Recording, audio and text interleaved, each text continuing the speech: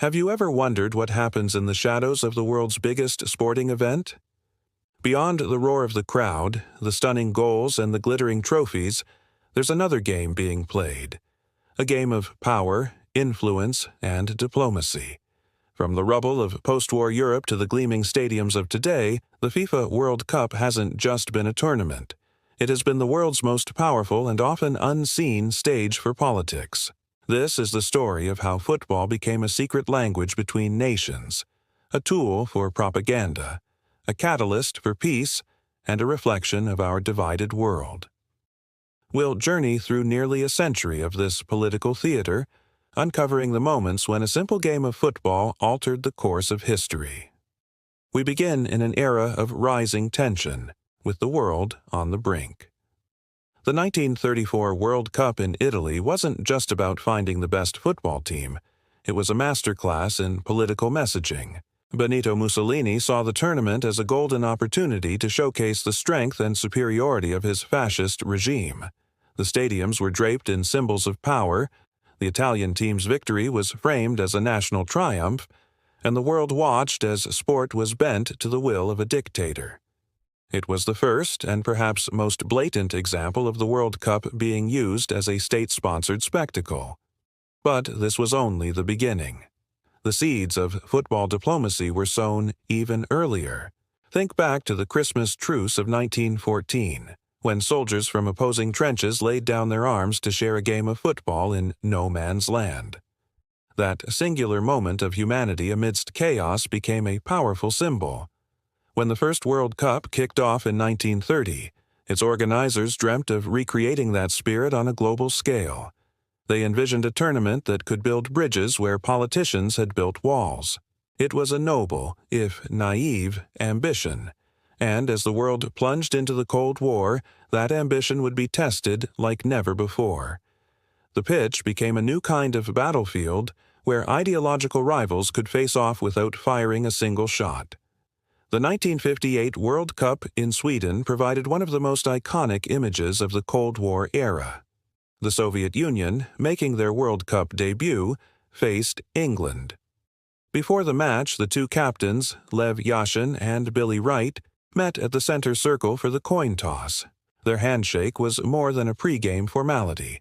It was a symbolic gesture broadcast to millions.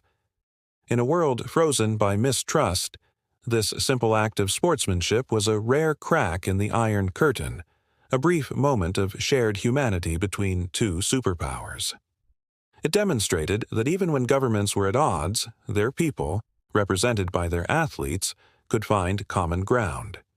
16 years later, the divide was more literal. The 1974 World Cup was held in West Germany, and one of the most anticipated matches was the group stage clash between West and East Germany. For the first and only time, the two sides of a divided nation met on the football field.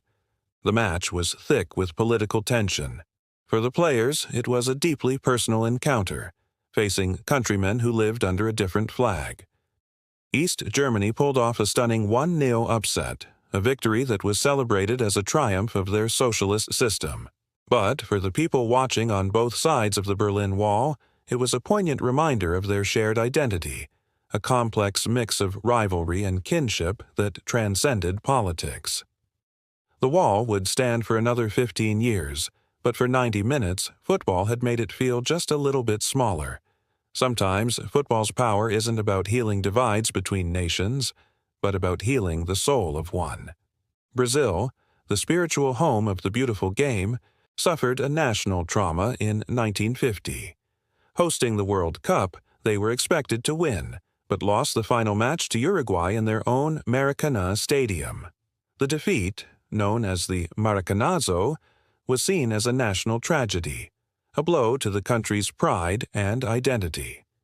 For decades, the ghost of that loss haunted Brazilian football. It took the magic of Pelé and the golden generation of 1958 and beyond to finally exorcise those demons. Winning multiple World Cups didn't just bring trophies back to Brazil, it restored the nation's confidence. It transformed the Maracanã from a site of mourning into a cathedral of joy, proving that football could be a powerful force for national healing and redemption. Fast forward to 2010. For the first time, the World Cup arrived on African soil. South Africa, a nation that had heroically dismantled the chains of apartheid, opened its arms to the world. The tournament was a vibrant, noisy, and joyous celebration of a continent's progress and potential. Nelson Mandela, the architect of this new rainbow nation, made a memorable appearance at the final.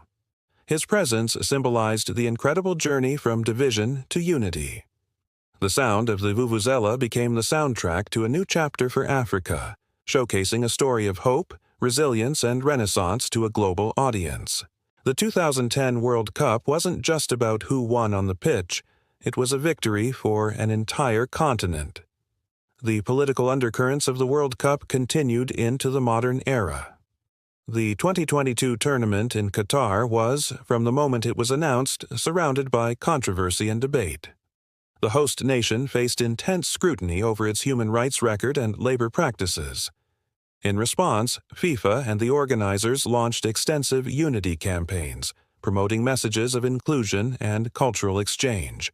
Players and teams used their platform to raise awareness for social issues, wearing armbands and making statements that sparked global conversations. While the debates were fierce, the event also became a stage for unprecedented dialogue. It forced the world to confront uncomfortable questions about the price of a global spectacle and the responsibility that comes with it, proving that even in the 21st century, the World Cup remains a powerful mirror reflecting our world's most pressing challenges.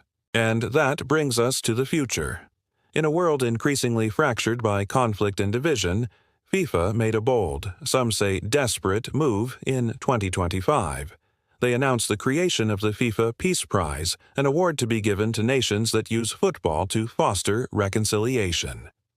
Looking ahead to the 2026 World Cup, co-hosted by the USA, Canada, and Mexico, this initiative has been framed as football's last best attempt to unite a broken planet. The tournament is being positioned as a global pledge for peace, a three-nation effort to showcase cross-border cooperation.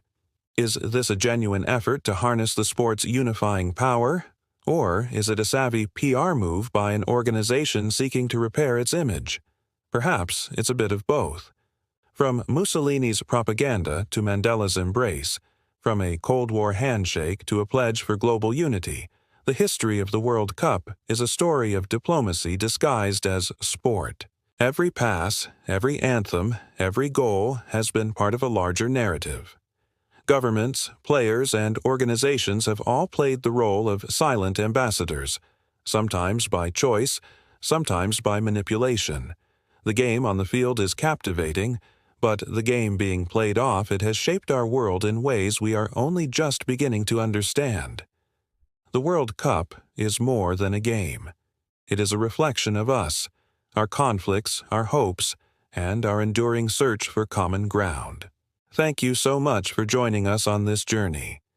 If you found this story as fascinating as we do, don't forget to like this video, subscribe to our channel, and hit the notification bell so you don't miss our next exploration into the hidden side of history. See you next time.